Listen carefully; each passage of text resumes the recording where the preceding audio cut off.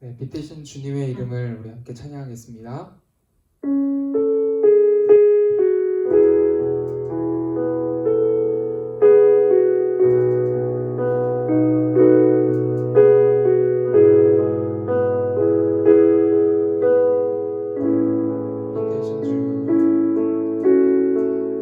빛되신 주 어둠 가운데 비추사 내 눈보게 하소서. 예배하는 선한 마음 주시고 산 소망이 되시네. 나 주를 경배하리. 주를 경배하리. 엎드려 절하며 고백해 주 나의 하나님. 사랑스런 주님 존귀한 예수님 아름답고 놀라우신 주. 한 번 더 찬양합니다. 빛되신 주 빛되신 주 어둠 가운데 비추사 내 눈보게 하소서.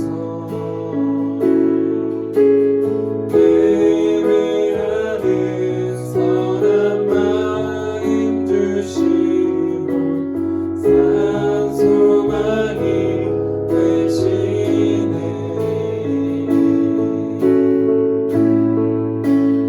주를 경배하리.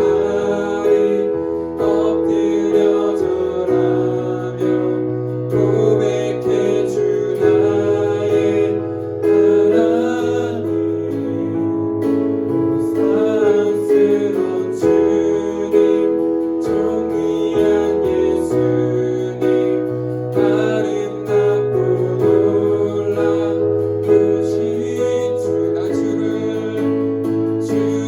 경배하리. 엎드려 절하며 고백해 주 나의 하나님. 사랑스런 주님 존귀한 예수님 아름답고 놀라우신 주. 알 수 없네. 알 수 없네. 주의 은혜 내 죄 위한 주신 자가 알 수 없네. 주의 은혜 내 죄 위한 주신 자가. 주를 경배하리. 엎드려 절하며 고백해 주 나의 하나님. 사랑스런 주님 존귀한 예수님 아름답고 놀라우신. 나 주를 경배하리. 주를 경배하리. 엎드려 절하며 고백해 주 나의 하나님. 사랑스런 주님 존귀한 예수님 아름답고 놀라우신 주. 우리 귀하신 예수님의 이름을 찬양합니다. 아멘. 네, 우리 주님의 이름을 찬양하겠습니다.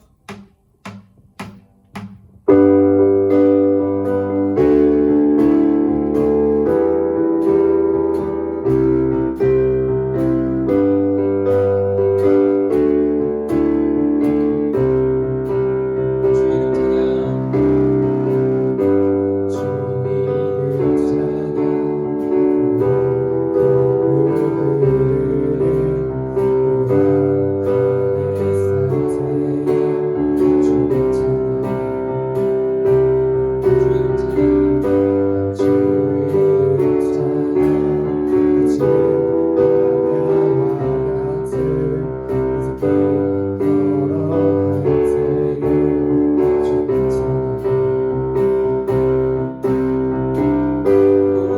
축복 주신 주님 찬양하리.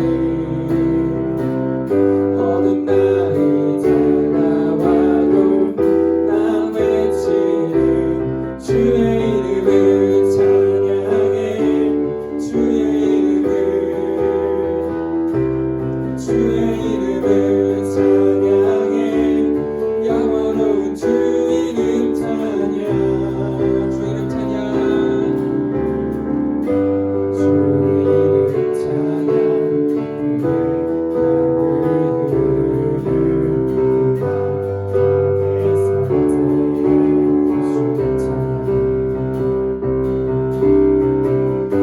주 이름 찬양.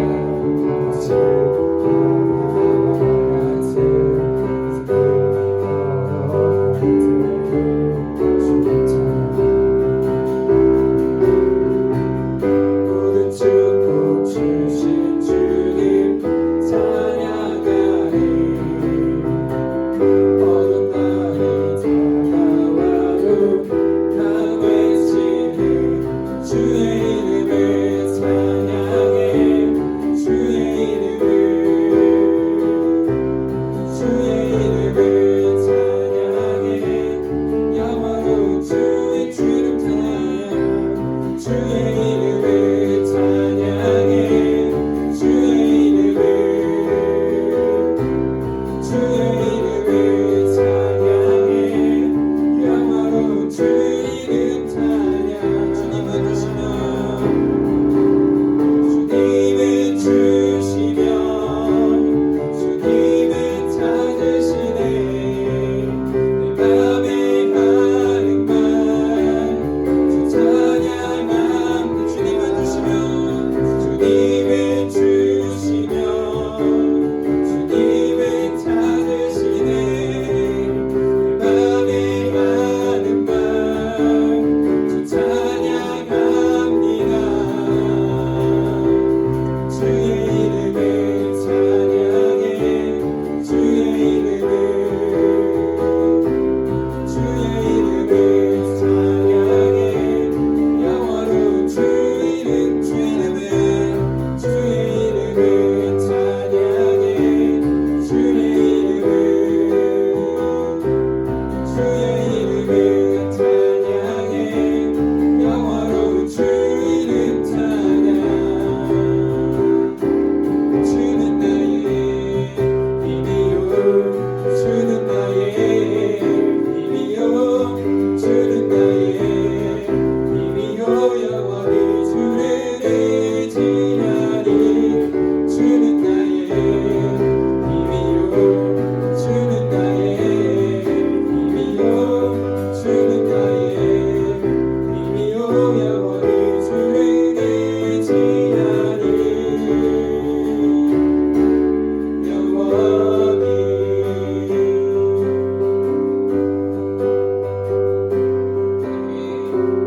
하늘 위에 주님 내가 사모하자 이 세상은 없네. 내 맘과 힘은 믿을 수 없네. 오직 한 가지 그 진리를 믿네. 주는 나의 힘이요. 주는 나의 힘이요. 주는 나의 힘이요. 영원히 주를 의지하리. 주는 나의 힘이요. 주는 나의 힘이요. 주는 나의 힘이요. 영원히 주를 의지하리. 영원히. 할렐루야. 주님의 이름을 찬양합니다. 아멘. 네, 우리 빛 되신 주님의 이름을 다시 한 번 더 찬양하겠습니다.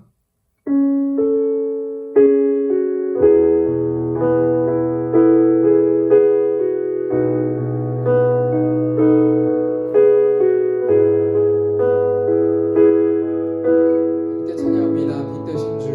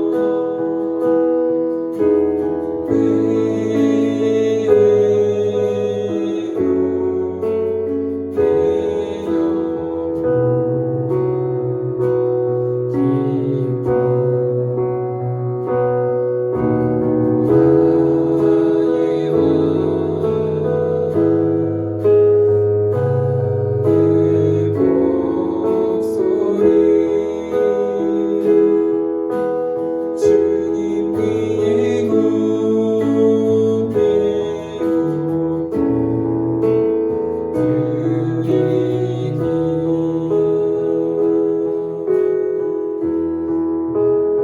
시간 함께 기도하겠습니다. 함께 기도하실 때 주님, 빛 대신 주님을 우리가 엎드려서 경배하기를 원합니다. 하나님, 어떤 상황 속에서도 우리의 목소리를 높여 주님을 찬양하고 경배하고 우리의 사랑을 주님께 고백하기를 원합니다. 하나님, 우리의 이 귀한 마음들이 하나님께 온전히 전해지는 귀한 예배 시간 될 수 있도록 하나님 함께하여 주시옵소서. 우리 함께 영상으로 함께 기도하시겠습니다. 사랑의 주님, 사랑의 주님, 주님 감사합니다.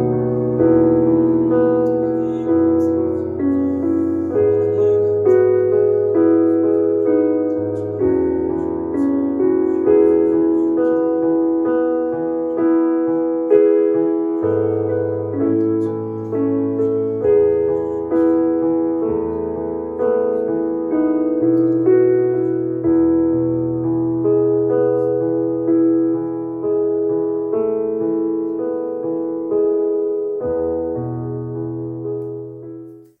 하나님 감사합니다.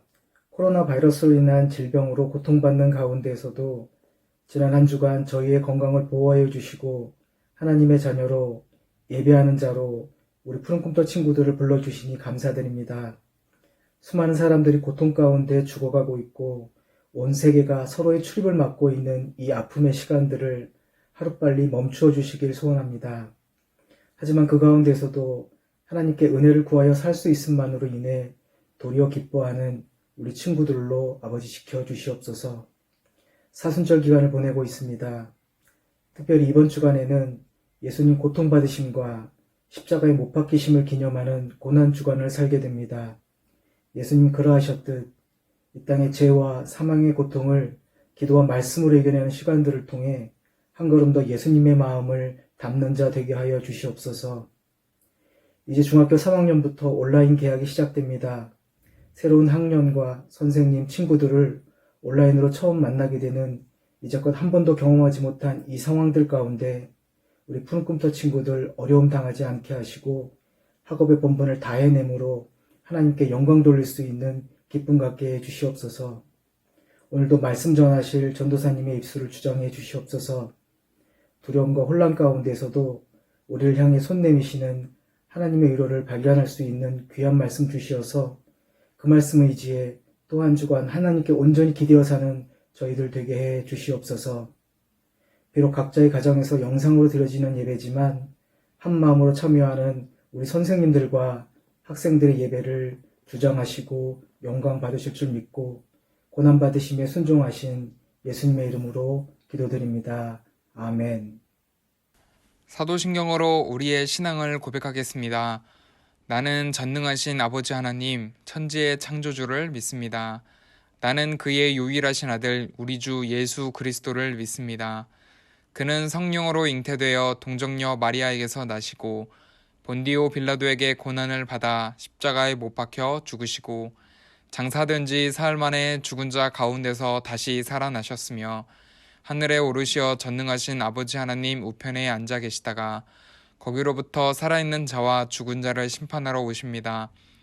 나는 성령을 믿으며 거룩한 공교회와 성도의 교제와 죄를 용서받는 것과 몸의 부활과 영생을 믿습니다.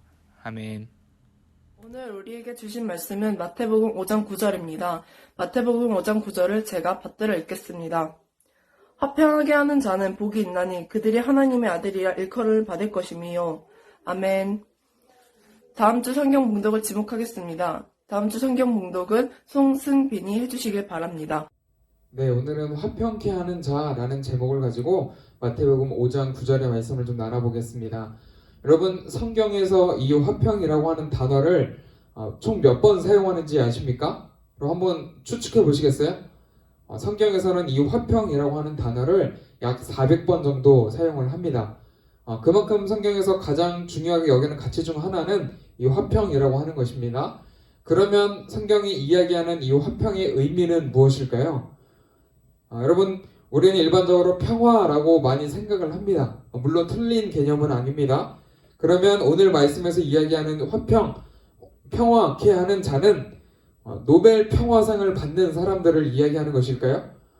인류의 복지에 공헌한 사람들에게 주는 상이 바로 노벨 평화상인데, 예수님이 원하는 사람 또한 인류의 복지에 공헌한 사람이다. 여러분, 너무 유치한 질문인가요? 그러면 여러분은 언제 이 화평을 혹은 평화를 누리고 계신가요? 나는 언제 화평을 느끼고 있나요? 여러분, 일반적으로 우리는 돈이 많거나 혹은 내가 원하는 무언가를 내 안에 채웠을 때 우리는 평화를 느낍니다. 사실 우리가 일반적으로 이야기하는 평화는 내가 원하는 것을 채웠을 때, 무언가가 나에게 만족감을 줬을 때 느끼는 감정에 더 가깝습니다. 세상에서 이야기하는 평화 또한 비슷합니다. 자신의 권리를 위해 싸우고 또 자신을 높이는 태도에 굉장한 가치를 두고 이것을 평화와 연결을 시킵니다. 무언가 내 안에 채워졌을 때 우리는 평화로운 상태를 누린다라고 이야기를 하는 것이죠. 여러분, 과연 그럴까요? 평화를 한자로 쓰면 어떻게 되는지 아십니까? 한자로 쓰면 바로 이런 단어인데요. 이 말이 원래 만들어진 의미는, 원래 뜻은 모든 사람의 입에 음식을 공평하게 나눠준다입니다. 그것이 바로 평화다라는 것이죠. 이 말이 가지고 있는 중요한 가치 중 하나는 함께입니다. 함께. 하나님의 속성 중에 굉장히 중요한 것 중 하나는 바로 함께입니다. 여러분, 창세기 2장으로 넘어가서 한번 생각해 보시겠습니까? 하나님이 아담을 만드셔서 아담이 혼자 생활을 합니다. 그런데 그가 혼자 있는 것이 쓸쓸해 보여서 안쓰러워서 하와를 만들어서 아담과 함께 지내게 하십니다. 하나님이 함께의 가치를 실현시키시는 거죠. 여러분, 인간은 이렇게 함께 있을 때에 진짜 평화 혹은 화평을 누리는 존재입니다. 그러면 우리는 누구와 함께 있어야 할까요? 나의 하와랑 함께, 나의 아담과 함께 있으면 됩니까? 물론 그것도 맞지만 가장 중요한 것은 하나님과 함께 있는 것입니다. 여러분, 우리는 원래 하나님과 함께하는 존재였습니다. 그런데 여러분은 하나님과 함께 하시면서 이 평화, 화평을 누리고 계신가요? 사실 대부분 이 평화를 누리지 못합니다. 느낀다라고 해도 앞서 이야기한 것처럼 뭔가 돈이 많고 내가 원하는 것이 생겼을 때, 내가 원하는 것이 나에게 채워졌을 때 우리는 평화를 누린다라고 이야기를 하지만, 사실 엄밀한 의미에서 그거는 평화가 아니라 그냥 그저 만족감을 주는 정도입니다. 근데 우리가 그것을 평화라고 착각을 하는 것이죠. 여러분, 왜 우리가 평화를 누리지 못하고 느끼지 못하고 사는 것일까요? 이 세상에 평화가 없고 또 우리가 이 평화를 누리지 못하는 이유는 두 가지입니다. 첫 번째는 사탄이 그것을 느끼지 못하도록 방해합니다. 그리고 두 번째는 인간이 불순종했기 때문에 그렇습니다. 하나님과 함께 있어야 평화를 누리고 화평을 누리고 행복하게 살아갈 수 있는 존재인데, 이 죄라는 불순종 때문에 하나님과 우리의 사이가 멀어진 겁니다. 이 함께가 깨어진 겁니다. 죄로 인해서 분리된 것이죠. 여러분, 그래서 우리는 평화를 누리지 못하고 또 이 세상에도 평화가 없는 것입니다. 그러면 다시 이 평화, 화평을 누릴 수 있을까요? 여러분, 다시 하나님과 함께 할 수 있을까요? 네, 예수님을 통해서 가능합니다. 하나님과 멀어진 관계를 예수님이 십자가에서 우리의 죄를 대신하셔서 돌아가셨다가 부활하셨기 때문에 우리가 하나님과 다시 함께 할 수 있는 길이 열렸습니다. 여러분, 그 역사가 바로 이번 주 한 주간에 벌어진 일입니다. 우리가 예수님이 돌아가신 날을 성금요일로 거룩하게 구별하여 지키고, 또 돌아오는 주 주일은 예수님이 부활하신 날 해서 부활절로 지키는 이유가 바로 여기에 있습니다. 하나님과 우리 사이가 멀어진 것을 예수님께서 직접 죽으시고 부활하심으로 그 사이에 가로막혀져 있던 죄의 문제를 해결하셨습니다. 그래서 우리가 다시 하나님과 함께 할 수 있도록 예수님이 그 본이 되어 주셨습니다. 그것이 이번 주 금요일에 있었고 또 돌아오는 주 부활절의 의미입니다. 그러면 우리가 이제 다시 하나님과 함께 할 수 있는 화평을 누릴 수 있는 자인데, 구체적으로 성경에서 이야기하는 화평케 하는 자, 화평을 이루는 자는 어떤 모습을 가지고 있을까요? 저는 세 가지로 좀 나눠서 설명을 해보고 싶은데, 첫 번째는 먼저 하나님과 화평을 이루라 입니다. 우리가 하나님과 원래는 하나였지만 죄로 멀어졌습니다. 그래서 예수님이 죽으시고 부활하심으로 하나님과 우리가 하나가 될 수 있는, 함께 할 수 있는 그 길을 열어주셨는데, 그 길을 걸어가는 것은 우리가 해야 할 일입니다. 두 번째 방법은 다른 사람이 하나님과 화평을 이룰 수 있도록 하는 것입니다. 나만 하나님과 함께하는 것, 나만 하나님과 화평하는 것이 아니라 내 옆에 있는 사람도, 내 친구도, 내 부모님도, 형제자매, 동생도 하나님과 화평할 수 있도록 우리가 도와주는 것이 두 번째로 필요한 모습입니다. 세 번째 화평을 이루는 자의 모습은 뭐냐면 다른 사람과 화평하는 것입니다. 우리가 하나님과 화평하는 것도 중요하고 다른 사람이 하나님과 화평하게 지내는 것도 중요하지만 내가 다른 사람과 화평을 이루는 것 또한 중요합니다. 여러분, 성경에서는 예배를 드리기 전에 형제와 싸운 일이 생각나거든 예배를 드리기 전에, 예배 드리러 오기 전에 잠시 멈추고 그 형제와 가서 먼저 화해해라 라고 성경은 이야기를 합니다. 그만큼 성경은 이 화평을 누리는 것, 평화를 누리는 것을 굉장히 중요하게 여깁니다.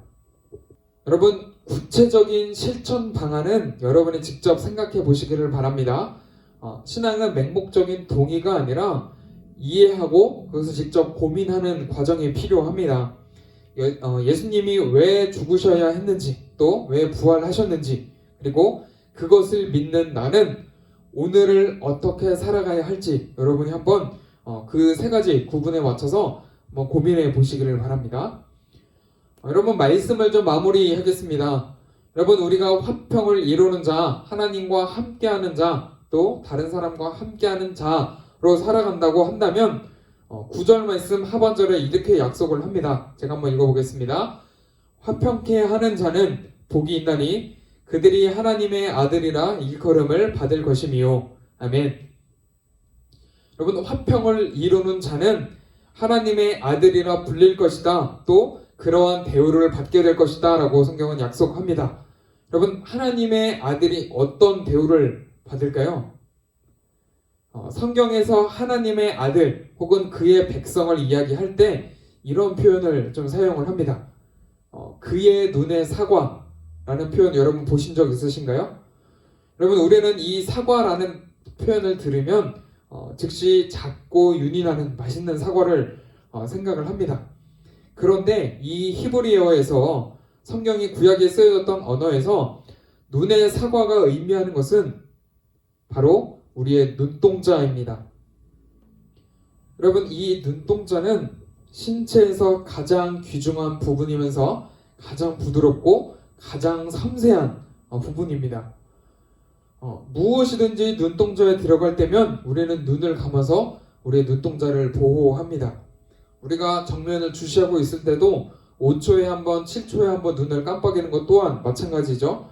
그럼 저는 종종 안경 대신에 렌즈를 착용을 하는데, 렌즈를 낄 때 눈에 잘 보이지도 않는 이물질이 함께 끼면 금세 이 눈은 반응을 보입니다. 눈이 충혈된다든지 혹은 눈물을 흘린다든지 혹은 눈이 아파서 눈을 제대로 뜰 수 없다든지. 그럼 렌즈를 끼는 친구들은 좀 동의가 될 거예요. 여러분, 우리가 이런 팔이나 다리에 날카로운 가시에 찔리면 순간의 아픔을 느끼긴 하지만 사실 그런 고통은 우리가 잘 참습니다. 그런데 이 눈에 들어온 보이지도 않는 작은 이물질 혹은 먼지는 단 한순간도 견디지를 못하고 눈이 빨개지고 그것을 제거하기 위해서 애를 씁니다. 여러분, 내 몸이 극단적으로 눈동자를 보호하는 모습인 거죠. 여러분, 하나님의 아들이 된다라는 약속은 마치 우리가 우리의 눈동자를 보호하는 것과 같은 이치입니다. 여러분, 하나님께서도 그의 자녀에게 이렇게 느끼신다라는 것입니다.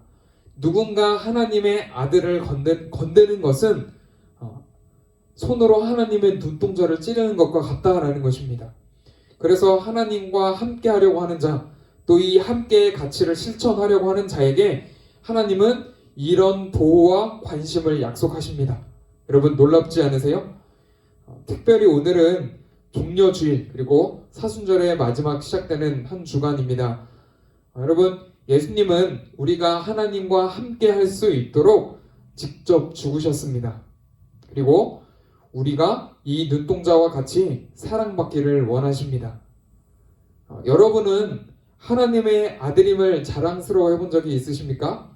여러분 자랑스러워 하셔도 됩니다. 왜? 그분이 우리를 이렇게 사랑하고 계시기 때문에. 여러분 화평을 이루는 자가 돼서 이 하나님의 사랑을 누리며 살아가시길 주님의 이름으로 축복드립니다. 아멘. 제가 잠시 기도하겠습니다. 사랑해 주님 감사합니다.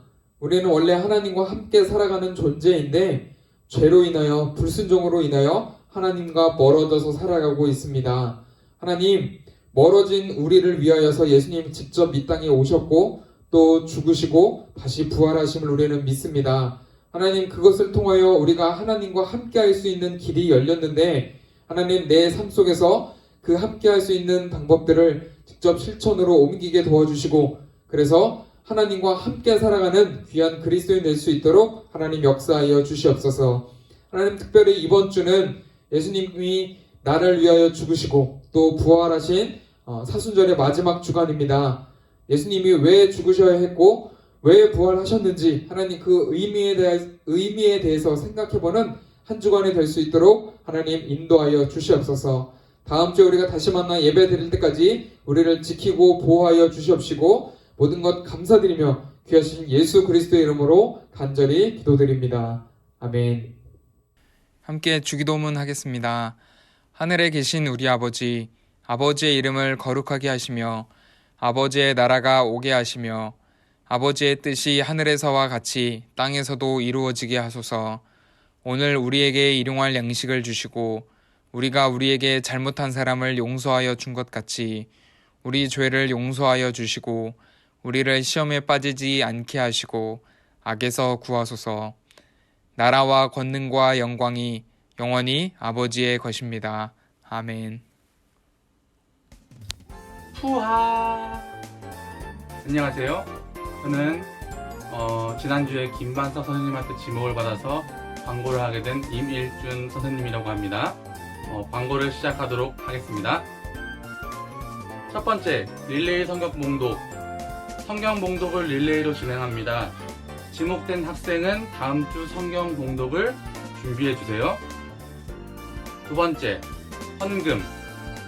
매주 헌금을 모았다가 교회에 오는 날에 한 번에 드리세요. 지난주에도 광고했었죠.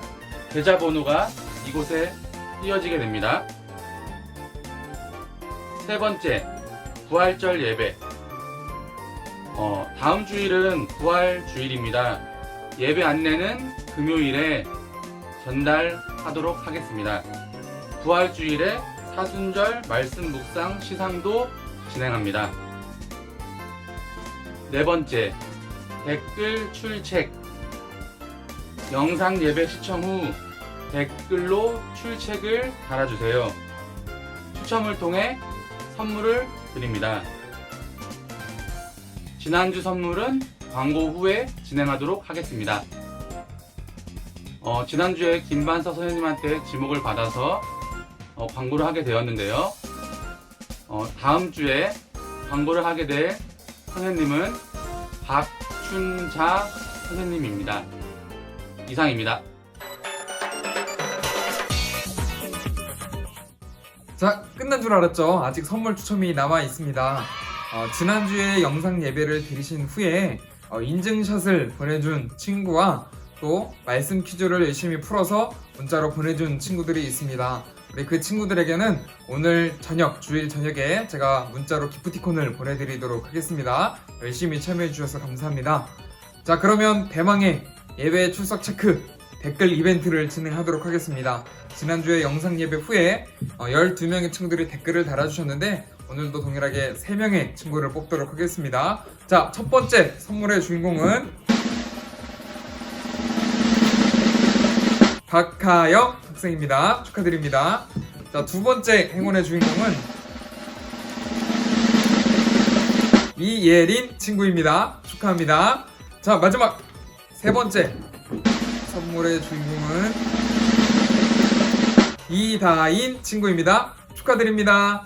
자, 오늘 예배에도 동일하게 여러분 영상을 통해서 예배를 드리시고 댓글을 달아주시면 추첨을 통해서 선물을 드리도록 하겠습니다. 여러분 많이 참여해주세요. 안녕.